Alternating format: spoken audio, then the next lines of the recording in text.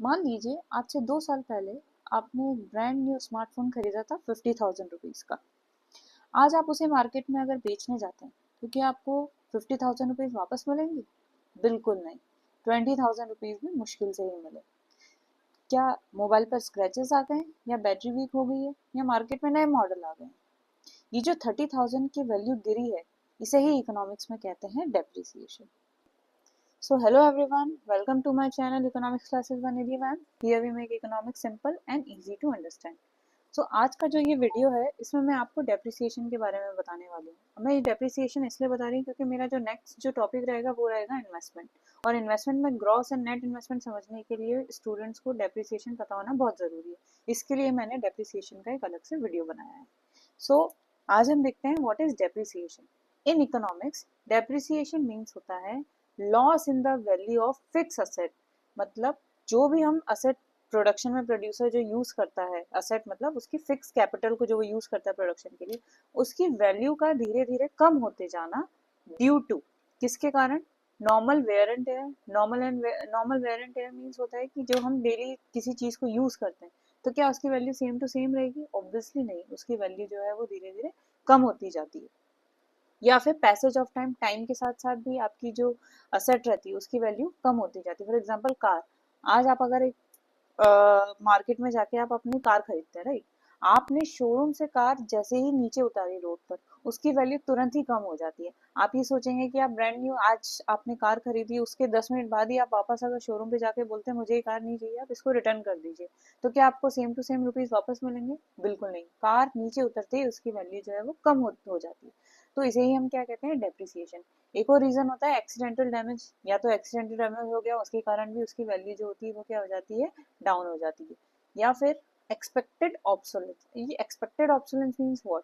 Expected obsolescence means loss in the value of fix asset due to change in technology. Technology के कारण आपके asset की value कम हो जाना। फॉर एग्जांपल, जैसे पहले 3G 4G 2G ये सब चलता था, राइट? लेकिन अभी हमारा जैसे 5G आ गया, तो ये आने के कारण, टेक्नोलॉजी नहीं आने के कारण उनकी वैल्यू कैसी हो गई? 2G 3G फोन की वैल्यू कैसी हो गई है? डाउन हो गई। या फिर मैं बोलूँ, पहले जो है आपके ब्लैक एंड व्हाइट टीवी चलते थे, राइट? लेकिन अभी तो कलर टीवी आ गए, एलसीडी एलईडी ये सब आ गए हैं। इन सब के आने से क्या ब्लैक एंड व्हाइट टीवी की वैल्यू आज सेम टू सेम है? बिल्कुल नहीं, उनकी वैल्यू भी क्या हो चुकी है? कम हो चुकी है। तो ये है रीजन एक्सपेक्टेड ऑब्सोलेंस, राइट? और दूसरा एक्सपेक्टेड ऑब्सोलेंस होता है चेंज इन डिमांड के कारण। चेंज इन डिमांड मीन्स क्या? कि पहले के लोग क्या करते थे? रबर के शूज यूज करते थे, लेकिन अभी क्या चलने लगा? लेदर चलने लगा। तो क्योंकि डिमांड चेंज हो गई है कस्टमर्स की, तो अब वो रबर के शूज आपको बहुत ही सस्ते मिलने लगे, तो उनकी वैल्यू जो कम हुई है वो भी अगेन क्या है? डेप्रिसिएशन।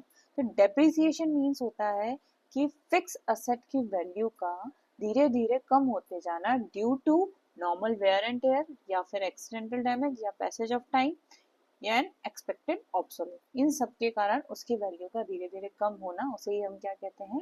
Depreciation, right? अब ये अनएक्सपेक्टेड ऑब्सोलेंस क्या होता है? तो ये अनएक्सपेक्टेड ऑब्सोलेंस मीन्स होता है loss in the value of fix asset. ये भी वैल्यू का कम होना होता है, लेकिन रीजन क्या होता है इसमें? या तो नेचुरल कैलिमिटीज के कारण आपका हो रहा है, या फिर इकोनॉमिक रिसेशन के कारण। एग्जाम्पल, जैसे आपकी फैक्ट्री में कोई मशीन रखी थी, राइट? अब वो मशीन जो थी वो आपकी कोई आग लग गई या चोरी हो गया, कुछ भी हो गया, उसके कारण वो आपकी मशीन तो अब बची नहीं, राइट? तो क्या वो डेप्रिसिएशन काउंट होगा क्या? ऑब्वियसली नहीं। ये क्या है? आपका अनएक्सपेक्टेड ऑब्सोलेंस। तो अनएक्सपेक्टेड ऑब्सोलेंस के कारण आपका क्या होता है? कैपिटल लॉस, ना कि आपका डेप्रिसिएशन। समझ में आया? और दूसरा रीजन होता है आपका इकोनॉमिक रिसेशन। मतलब आपने भी पता है डिप्रेशन आता है इकोनॉमी में, या रिसेशन आता है, उसके कारण भी चीजों की वैल्यू जो है वो डाउन चली जाती है। तो अगेन ये आपका डेप्रिसिएशन में काउंट नहीं होता है। ये आपका होता है अनएक्सपेक्टेड ऑब्सोलेंस, जिसके कारण आपका डायरेक्टली क्या हो जाता है? कैपिटल लॉस, ना कि डेप्रिसिएशन। तो समझ में आया? तो डेप्रिसिएशन जो होता है, इस डेप्रिसिएशन को हम इकोनॉमिक्स में क्या बोलते हैं? Consumption of fix capital. क्योंकि हमने क्या बताया कि जो फिक्स असेट होती है इसी को हम लोग इकोनॉमिक्स में फिक्स कैपिटल बोलते हैं, जो कि प्रोड्यूसर यूज करता है अपनी असेट, जो यूज करता है ना प्रोडक्शन के लिए। तो उसको हम धीरे धीरे यूज कर रहे हैं तो उसकी वैल्यू कम होती जा रही है। तो यूज कर रहे means what? You are consuming it. तो डेप्रिसिएशन का दूसरा नाम होता है consumption of fix capital in economics, ठीक है? अब ये जो डेप्रिसिएशन हो रहा है, आप देख रहे हैं इससे क्या हो रहा है? चीजों की वैल्यू जो है वो धीरे धीरे कम होती जा रही है। तो प्रोड्यूसर ने फॉर एग्जांपल एक मशीन खरीदी है, ठीक है, अब उसकी वैल्यू जो है फॉर एग्जांपल है 10 लाख रुपए, ठीक है। अब मैंने बोला इसकी लाइफ जो है ये चलेगी ज्यादा से ज्यादा 10 ईयर्स तक चलेगी, ठीक है। तो हम डेप्रिसिएशन कैसे निकालते हैं? तो डेप्रिसिएशन का फॉर्मूला होता है value of asset divide by life, right. तो 10 लाख की मशीन अगर आपकी 10 साल चली तो हर साल उस पर कितने रुपए माइनस होते जाएंगे? 1 लाख रुपए। तो डेप्रिसिएशन आपको कितना आया? 1 लाख रुपए, राइट। अब ऐसे तो मैं बोलूंगी 10 साल बाद ये मशीन तो पूरी खराब हो जाएगी, तो मशीन खराब होगी तो उसकी तो एक जगह खाली होगी, प्रोडक्शन कैपेसिटी कम हो जाएगी प्रोड्यूसर की।